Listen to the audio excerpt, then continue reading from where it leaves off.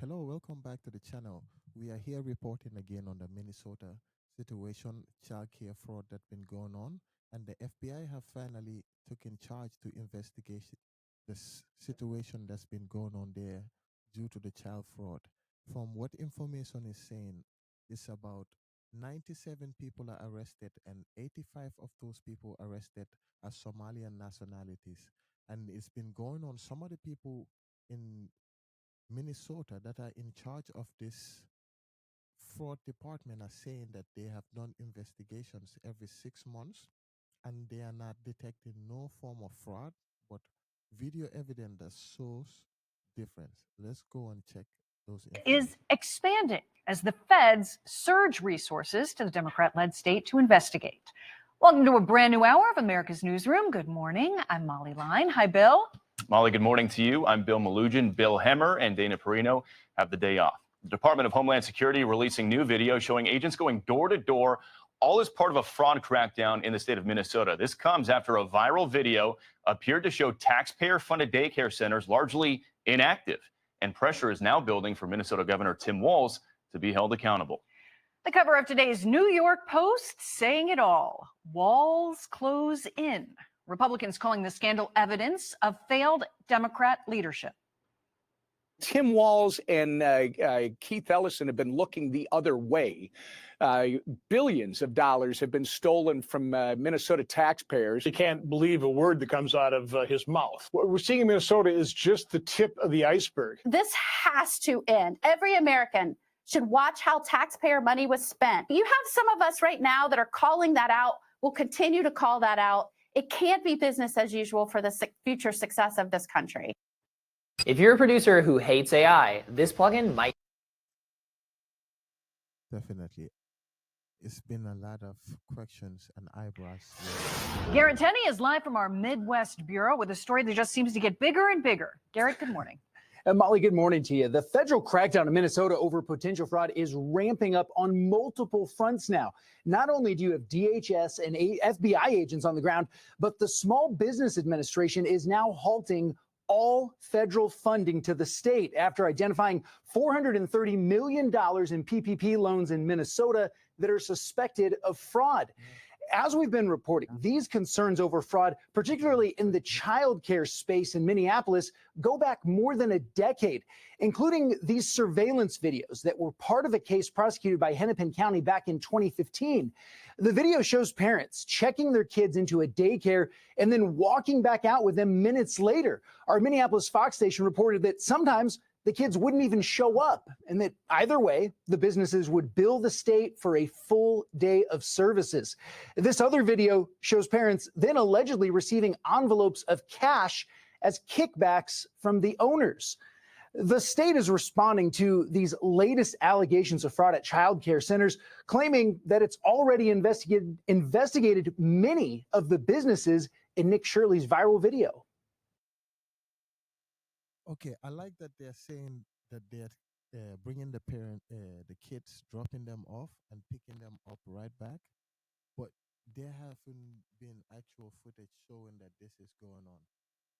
Maybe that is something we need to see too.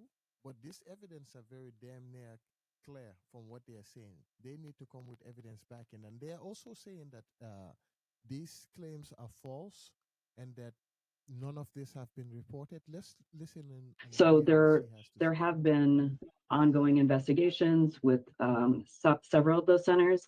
None of those investigations uncovered findings of fraud. One of the centers, Quality Learning Center, closed just over a week ago.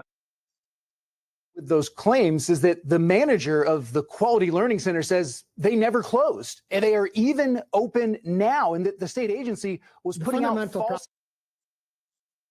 It's the same company that couldn't spell learning correctly. They're saying, the state is saying, that workers are saying that this establishment closed last week, but they're saying that they actually never closed. As in currently they say Information. All of this is raising more questions about the credibility of the state agencies who are supposed to be overseeing these programs that are now being investigated. The fundamental problem here is that we have a governor and an administration that has totally broken its trust with the people of Minnesota. So it's very difficult for any Minnesotan, and it's very difficult for us to take at face value anything that the Walz administration says on this topic.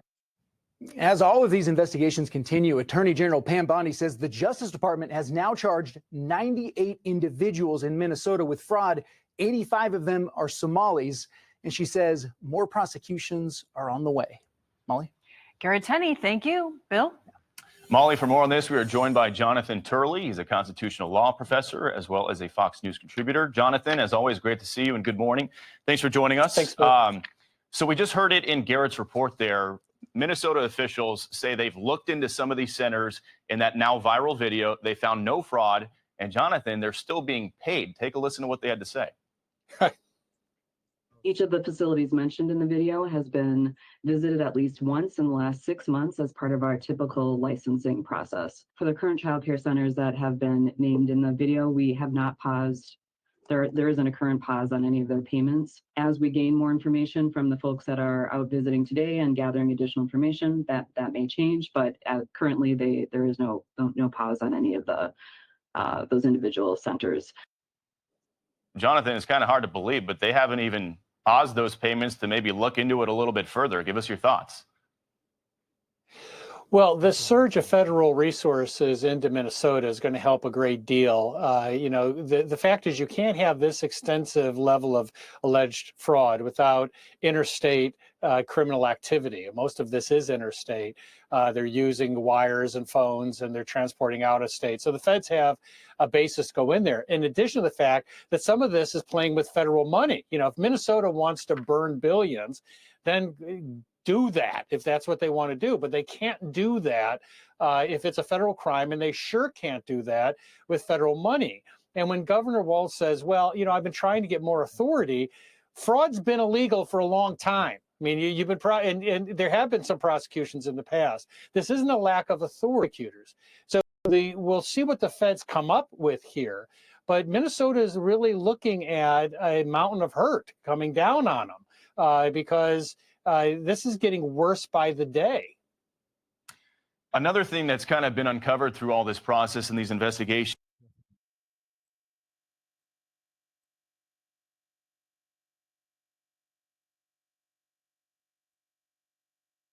Definitely. It's been a lot of things that have been going on. And also there's been a case in DC where a man been accused of setting pipe bombs in the DC area that have been arrested, and he have confessed to his crimes.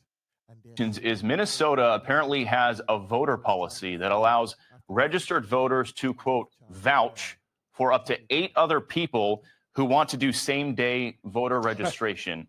Here's a little excerpt of that policy. It says, quote, a registered voter can vouch for up to 8 voters. You cannot vouch for others if someone vouched for you.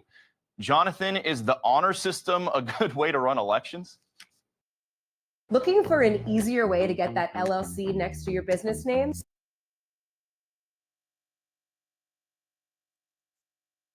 Answer a few questions. It's so bizarre. It's really breathtaking. The fact is, most of the citizens in this country, according to polls, just want voter ID, that you just show your ID, you confirm your identification, and you've got states like Minnesota coming up with these kindergarten rules instead of just having simple voter ID systems that work. This is overwhelmingly popular with American voters. And so we really have to sort of hash through this in the coming election. It's going to be one of the issues that's going to be in the forefront, because we have new investigations that are showing serious problems in a lot of states with ongoing voter ID failures. And I do want to ask you about the ongoing case against the alleged DC pipe. What are you guys discussing? That is what I was going to say. That the DC alleged pipe bomber, that's what they're saying. Many people are trying to see. I've been seeing a lot of different things in this case. They've been saying since they could not accuse any black person for the killing of child bomber suspect. He's got a hearing later this afternoon, a detention hearing, after prosecutors say he confessed to the crime. Here's U.S. Attorney Janine Pirro. A post she put on social media says, quote, "My office has filed court documents that Brian Cole Jr., accused of placing pipe bombs outside the RNC and DNC, has admitted that he was responsible for the devices and gave a detailed confession to the charged offenses, telling law enforcement he was frustrated with both political parties." Jonathan, obviously the feds expected to tell the court they want this guy to stay in custody. Got about a minute left here. Give us your thoughts. Well, this is a lot like the Charlie Kirk prosecution with Robinson. It's becoming a pretty much clear-cut case. You've got incriminating statements made after Miranda was given. The real issue here, I think, is to focus people who are engaging in the rage rhetoric today, that this is the type of person that you are triggering. That when you start calling ICE Nazis and other opponents fascists, when you say democracy is dying, these are the people who are hearing that and treating it as a license to turn to violence. All right.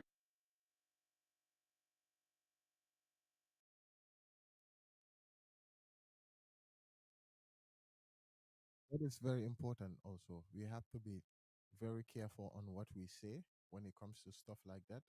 And that will be it for this video today. Let me know what your thoughts are in the comment section, and follow and subscribe if you are not, which helps me and the channel grow. So I'll be giving y'all information on what is happening daily and sometimes hourly.